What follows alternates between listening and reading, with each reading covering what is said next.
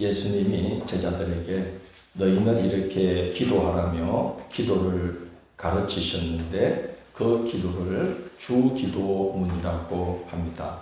주기도문은 이렇게 시작됩니다. 하늘에 계신 우리 아버지여, 이름이 거룩히 여김을 받으시오며로 시작됩니다.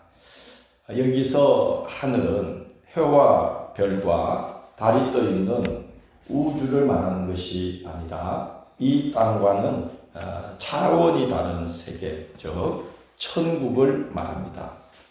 그래서 주기도문 영어판은 이 하늘을 가리켜서 이 천체를 뜻하는 스카이라는 단어를 사용하지 않고 천국을 가리키는 heaven이라는 말을 사용합니다. 그러니 우리가 하나님을 부르며 기도하면 그 차원이 다른 하늘에 계신 하나님께 그 하나님을 부르며 기도하면 얼마나 놀랍고 복된 일들이 준비될까요? 이사야 55장 8절 9절을 보면 하나님께서 이렇게 말씀합니다. 생명의 말씀 1번, 이는 내 생각이 너희의 생각과 다르며 내 길은 너희의 길과 다름이니라. 여호와의 말씀이니라. 이는 하늘이 땅보다 높음같이 내 길은 너희의 길보다 높으며 내 생각은 너희의 생각보다 높음이니라 고 말씀합니다. 개미에게 아무리 많은 시간을 줘도 여기 이 폰 하나를 1mm도 움직이기가 어렵겠죠. 개미의 능력을 벗어나는 일이잖아요. 그러나 제가 이거 옮기는 거는 일도 아니죠. 벌써 옮겼잖아요. 차원이 다른 거죠. 개미의 차원과 사람의 차원이 다른 겁니다. 지금 하나님께서 바로 그런 말씀을 하고 계신 거죠. 내 생각은 너의 생각보다 높고 내 길이 너의 길보다 높은 건 하늘이 땅보다 높은 것 같다. 하나님이 하늘에 계신 우리 아버지라고 예수님이 말씀하신 그 뜻이 바로 그런 거죠. 차원이 다른 분이다. 하나님께서 그렇게 차원이 다른 땅이 아닌 하늘에 계신 하나님이신데, 그러니까 우리가 기도하면 얼마나 복된 일들이 준비되겠습니까? 땅의 아버지도 든든하지만 하늘에 계신 아버지는 든든하시니 땅의 아버지와 차원이 다릅니다. 전지전능하십니다. 다 하시고 또 하시고자 하시면 못하실 일이 없다는 겁니다. 무소부재하십니다. 계시지 않은 곳이 없다는 것입니다. 또 영존하십니다. 항상 살아계시고 영원히 계시다는 겁니다. 우주와는 차원이 다른 겁니다. 그러니 하늘에 계신 하나님을 아버지라 부르며 기도하는 것은 너무나 크고도 놀랍고 신비로운 은혜입니다. 사람한테, 우리가 사람에게도 아무한테나 함부로 아버지라고 부르지 않죠. 동문 사거리를 걷는데 어떤 학생이 저한테 아버지하고 불러요. 너무 놀라서 딱 쳐다보는데 손을 탁 내밀면서 아버지 10,000원만, 그러면 미친 제정신이 아니죠. 근데 생각해 보세요. 우리는 감히 아까 말씀드린 차원이 다른 그 하늘에 계신 아버지께 아버지라고 부르면서 손을 내밀어요. 10,000원만 그럴 정도가 아니라 별의 백을 다 주시옵소서 하고 빕니다. 세상 사람들이 어찌 그걸 이해할 수 있을까요? 자식이 아니더라도 아버지하고 부를 수 있는 길이 있어요. 그건 양자를 삼아서 아버지라고 부르도록 허락해 주는 거예요. 자격을 부여하는 거예요. 우리는 죄인이라 감히 하나님을 아버지라 부를 자격이 없어요. 그러나 하나님의 아들 예수께서 우리 죄를 대신 짊어지시고 십자가에서 희생하셨고 또 그 은혜로 그 은혜를 믿는 자에게는 하나님의 아들, 딸로 양자 삼아 주셔서 너는 이제부터 나를 뭘로 불러도 되는 거예요? 아버지라 불러도 된다. 그리고 아버지라 불렀기 때문에 10,000원만이 아니라 뭐든지 구하라. 그래야는 내 이름으로 너희에게 모든 것을 다 주신다. 약속했습니다. 그 은혜를 바울 사도는 로마서 8장 14절로 17절에서 이렇게 전가합니다. 성경의 말씀이 이번 무릇 하나님의 영으로 인도함을 받는 사람은 곧 하나님의 아들이라. 너희는 다시 무시와는 종의 영을 받지 아니하고 양자의 영을 받았으므로 양자 삼아 주셨으므로 우리가 감히 하나님을 뭐라 부르요? 아빠, 아버지라고 부르짖느니라. 성령이 친히 우리의 영과 더불어 우리가 하나님의 자녀인 것을 증언하시나니 자녀이면 또한 상속자 곧 하나님의 상속자요 그리스도와 함께한 상속자니. 예수님이 십자가에서 나의 죄짐을 짊어지신 은혜로 우리는 하나님의 아들, 딸들이 되어 하나님을 아버지라 부르며 기도하고 또 하나님께 속한 것을 상속받는, 하나님 나라를 상속받는, 그러니까 만원만 정도가 아니에요. 상속자는 뭐예요? 부모에게 속한 것을 다 받아요. 그런 큰 복을 우리는 선물로 받았다는 거예요. 예수님은 하나님을 가리켜서 또한 하늘에 계신 아버지일 뿐만 아니라 우리 아버지다 라고 말씀합니다. 하나님은 나만의 하나님이 아니라 우리 모두의 하나님이시라는 말씀입니다. 그렇기 때문에 내가 기도드릴 때 하나님은 내 기도를 받으시고 그 기도를 우리 모두를 위하는 일의 재료로 사용해 주시는 겁니다. 아므라함과 요게벳이 모세를 낳고 바로 왕의 명령대로 사내 아기를 도대체 강물에 던져버릴 수가 없어서 갈대 상자에 넣어서 강에 탁 띄웁니다. 여러분 그때 아므라함과 요게벳이 모세를 강물에 띄워보내면서 무슨 기도를 했을까요? 주님, 이 아이가 나중에 이스라엘을 이 애굽의 폭정에서 구해내는 위대한 인물이 되게 해주시옵소서. 그랬을까요? 딱 한 가지 기도했을 겁니다. 뭔 기도했겠어요? 살려만 주십시오. 살려만 주십시오. 근데 하나님은 그 아므라함과 요게벳의 기도를 들어서 살려주셨을 뿐만 아니라 모세가 살아남아서 이스라엘을 애굽의 폭정에서 구해내는 역사의 주역이 되게 하십니다. 아므라함과 요게벳의 기도가 이스라엘을 구원해내는 역사의 제일로 쓰임받게 해주신 거예요. 그래서 우리 아버지다. 나는 내 기도를 들으지만 내 기도를 재료로 삼아서 누구를 위하시느냐? 우리 모두를 위하는 일로 사용하신다. 우리 아버지시다. 그래서 기도를 하다 보면 우리 아버지시라 기도하는 자를 바꿔주시는 것 같아요. 우리는 내가 기도응답의 주인공이 되기를 원합니다.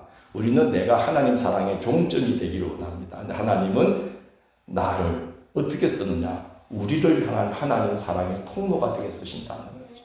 그래서 변합니다. 내가 모든 것을 차지하는, 내가 열매를 따먹는 그런 사랑의 종착점이 아니라 사랑의 통로가 되기를 원하는 사람으로 바꾸어주는 거죠. 이기적인 삶이 아니라 이타적인 삶이 되도록 해주셔요. 우리 아버지시기 때문에 그렇습니다. 그래서 예수님은 기도할 때 나의 아버지가 아니라 하늘에 계신 우리 아버지요 하고 하나님을 의식하라. 그렇게 말씀을 한 것 같습니다. 예수님은 아버지의 이름이 거룩히 여김을 받으시오며 라고 기도하라고 했습니다. 이제 그것은 우리가 무엇을 기도해야 되는지 첫 번째 주제인 겁니다. 우리가 하나님의 이름이 영광 받으시는 삶을 살게 해주십시오 라고 기도하며 살라는 것입니다. 오늘 함께 읽은 말씀을 보면 다니엘은 자기로 인하여 하나님의 이름이 영광 받으시는 삶을 살기로 뜻을 정합니다. 오늘 8절에 보면 그렇게 되어 있죠. 다니엘은 뭘 정하여? 뜻을 정하여 왕의 음식과 그가 마시는 포도주로 자기를 더럽히지 아니하리라 하고 자기를 더럽히지 아니하도록 환관왕에게 구하니. 다니엘은 세 친구 사드락 메삭 아벤노고와 함께 바벨론의 포로로 끌려왔습니다. 불행 중 다행으로 바벨론 왕에게 시종드는 신하를 뽑는 대상에 발탁되어서 3년 동안 집중 교육을 받게 되었어요. 이 왕은 자기를 시종들 대상을 뽑기 위해서 최상의 컨디션, 건강 상태를 유지시키려고 이 왕이 특별히 3년 동안 왕의 수라상에 오르는 음식을 하사한 거예요. 이야, 여러분, 왕의 수라상에 올랐던 음식을 하사한다면 그걸 거부할 수 있을까요? 진주에 가니까 무슨 뷔페가 있던데요.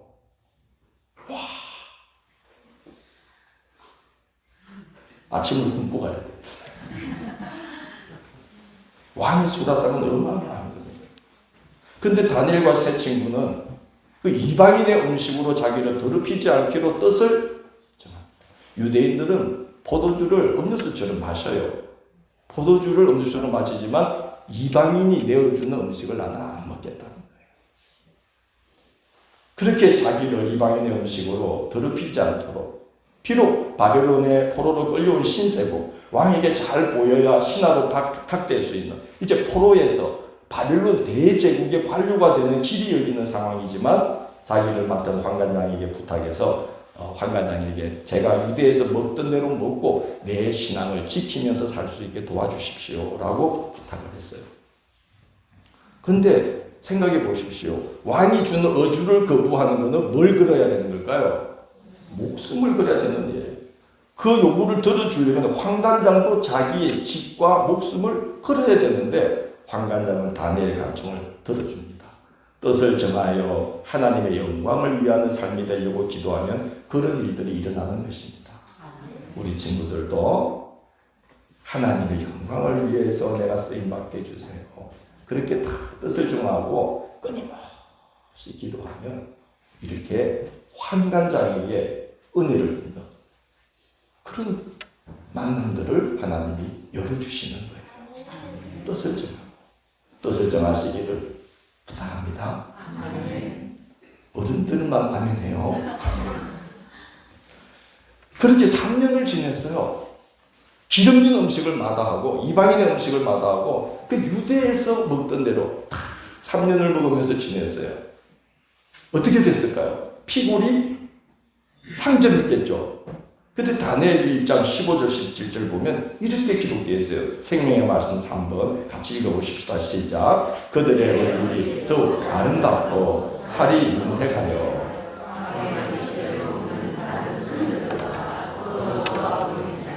하나님이 내 소년에게 학문을 주시고 모든 서적을 깨닫게 하시고 지혜를 주셨으니 다니엘은 또 모든 환상과 꿈을 깨달아 알더라.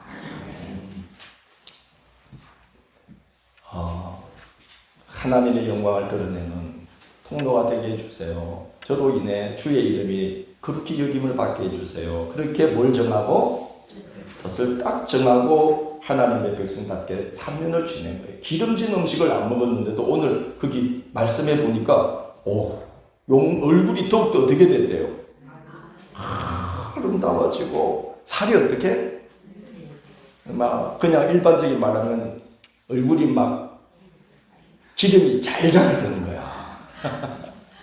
이게 뭐 좋은 크림 바른다고 되는 게 아니야. 얼굴이 아름다워지는 건 이게 성형한다고 되는 게 아니야.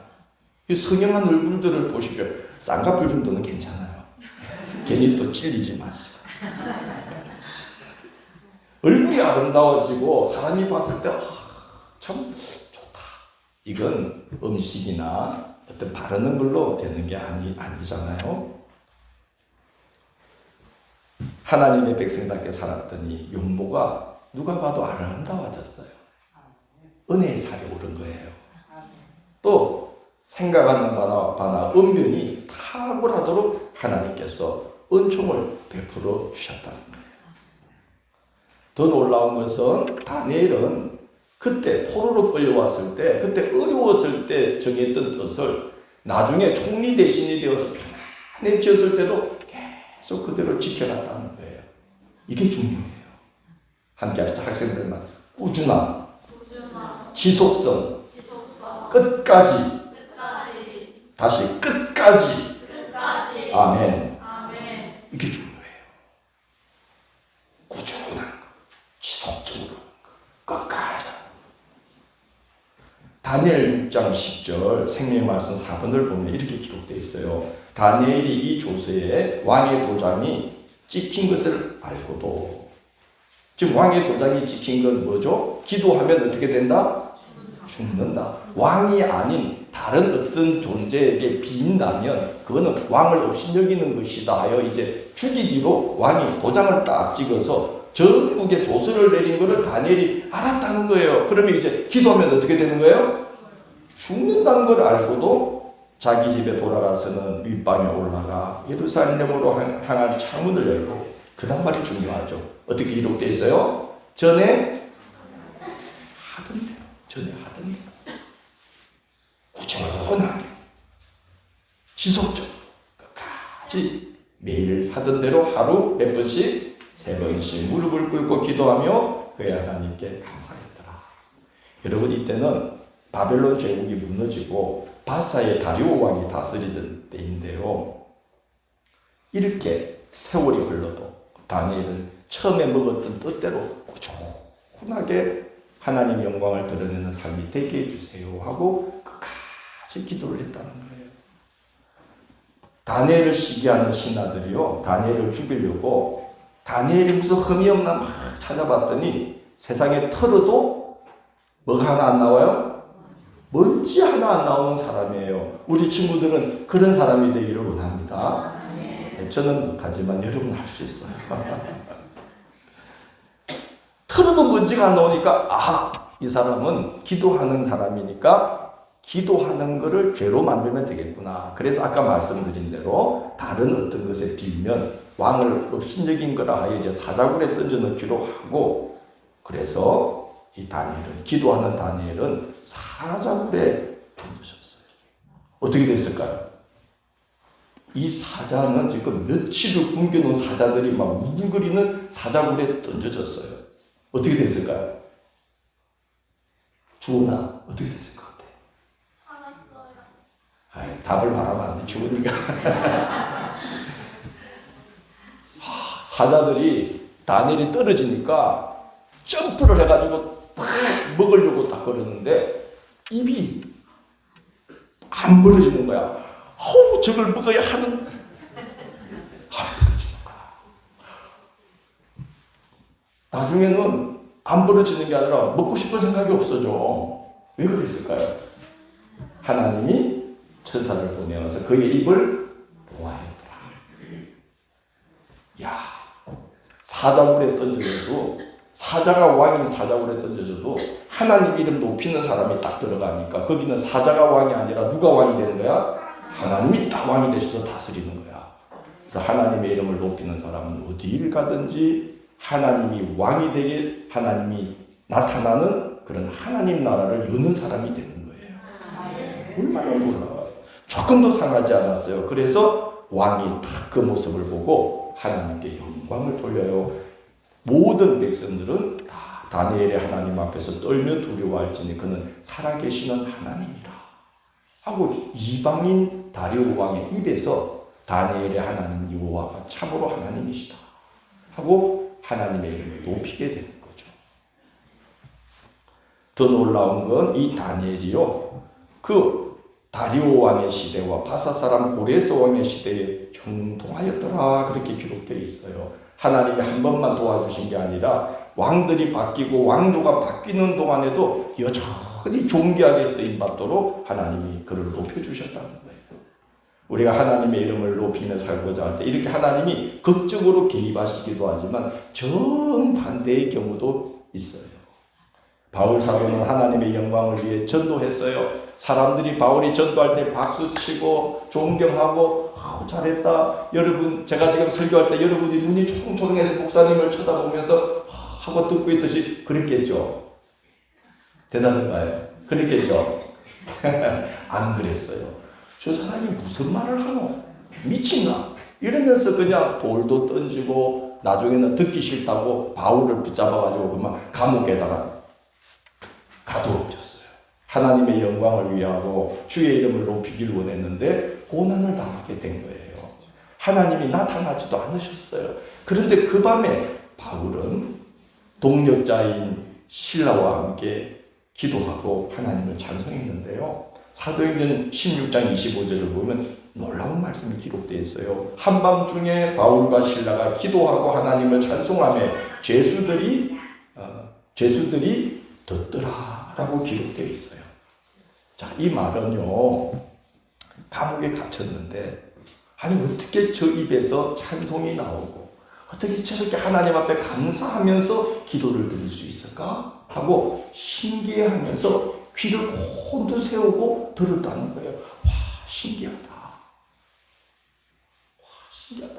그 바울이 막 감옥에 갇혔을 때 하나님이 바울 머리에 막 왕관을 씌워주고 얼굴이 빛나게 해서 신기한 게 아니고 하나님은 나타난 것 같지가 않았어요. 그때 바울이 그냥 하나님 이름 높이면서 찬송하고 기도하고 옥에 갇혔는데 막 매를 맞고 터진 채로 하나님께 감사하면서 기도를 하고 찬송을 했대요. 여러분 얼마나 놀라워요. 그랬더니 그 안에 있는 간수와 죄수들이 귀를 기울이고 어떻게 저럴 수 있을까 하고 기이 여기며 들었더라. 그렇게 기록되어 있어요. 복음이 그 씨앗이 그 사람들 마음에 뿌려지고 그들 속에서도 하나님이 높임을 받는 일들이 시작되고 있었던 거죠. 다니엘과 세 친구들처럼 우리가 하나님의 영광을 위할 때 하나님이 극적으로 개입하셔서 하나님의 살아계심을 나타내기도 하지만요, 하나님의 개입하심이 전혀 나타나지 않는 것처럼 보이는 현실을 살아가야 될 때도 있어요. 그래도 그런 현실 속에서도 불평원망하지 않고 하나님을 의심하지 않고 사도 바울처럼 하나님을 계속 높이면 그 사람이 하나님의 영광을 나타내는 일에 자기도 모르는 사이에 쓰임받게 되는 거예요. 로마 제국은 당시에 그 제국의 북쪽 지방을 바바리안이라고 불렀어요. 북쪽 나라 사람들. 여러분 바바리안이 뭘까요? 학교에서 안 배웁니까? 응? 그렇죠. 야만인. 바바리안들은 그 옛날에 그 로마 사람들은 자기들만 문명인이고 그 위에 유럽은 그때는 진짜 아주 문명이 없었어요. 그래서 바바리안이라고 불렀어요. 뭐죠 바바리안이? 야만적인 사람들이라 문명을 몰라. 그래서 선교사들을 보낸 거예요. 근데 복음이 전해질 수가 없었어요. 왜 그랬을까요? 거기 발을 디디면 어떻게 되죠? 화살을 쏘고 창을 쏘고 해서 다 죽어서 복음을 전할 방법이 없었어요. 그런데 그 땅이 희한하게 복음화된 거예요. 이 바바리안들이 약탈을 하러 왔어요. 로마에. 그래서 교회에 들어가가지고 교회의 기물들을 싹 훔쳐가면서 뭐도 훔쳐가냐면은 그 교회에서 일하는 수녀님들을 훔쳐갔어요. 그래서 자기 아내로 다 사는 거예요. 이 수녀님들이요. 분말하지 않고 끌려가가지고 그 야만인들과 같이 산 거예요. 살아준 거예요. 와. 그리고 자식을 낳았어요. 그리고 그 자식들을 어떻게 키웠을까요? 어떻게 키웠을까요? 사랑으로. 또 뭘 가르쳤을까요? 하나님 말씀 가르치고 잘 때 뭐 해줬을까요? 기도해줘. 그렇게 어린 생명을 키운 거예요. 목사님 첫째 딸도 아기를 낳고 지금 이제 아직 돌도 안 됐는데 교회를 데리고 가는 거예요. 야, 그거 힘들지 않겠어? 아니요, 아빠. 지금부터 예배에 노출을 시켜야 돼요. 와, 지독해. 예배에 노출을 시켜야 되는데. 그렇게 애들을 키워낸 거예요. 그리고 그 애들이 자랐어요. 바바리안의 땅에 교회들이 세워진 거예요. 여러분, 기가 막힌 현실에 처해도 하나님이 이렇게 억울하고 답답한 일상이 이어지는 중에도 저를 하나님의 이름이 높임받는 일에 써주세요 하고 우리가 일상을 견뎌내면서 기도하며 살면 자기도 모르는 사이에 그 땅에 하나님의 영광이 드러나는 일에 우리가 자기도 모르는 사이에 쓰임받고 있다는 거예요. 오늘 여러분이 이렇게 행복한 졸업식을 할 수 있는 건 그렇게 우리 교회 어른들이 힘겨운 일상을 아무도 하나 주지 않은 그 힘겨운 일상을 믿음으로 다 견디면서 하나님 영광 높이는 삶이 되려고 묵묵히 믿음으로 살아오시고 주의를 지키고 교회를 지켜주신 그 덕분에 오늘 여러분이 이렇게 훌륭한 그리스도인으로 세워지고 아름답고 내려온 졸업식을 하고 있는 줄로 믿습니다. 먹든지 마시든지 무엇을 하든지 하나님의 영광을 위해서 하라 그랬어요. 그렇게 그의 이름이 높임 받기를, 거룩히 여김 받기를 늘 기도하면서 살아가시고 이렇게 훌륭하게 복의 통로로 쓰임받는 우리 귀한 교회 학교 친구들, 우리 모두가 되기를 주의 이름으로 축원합니다.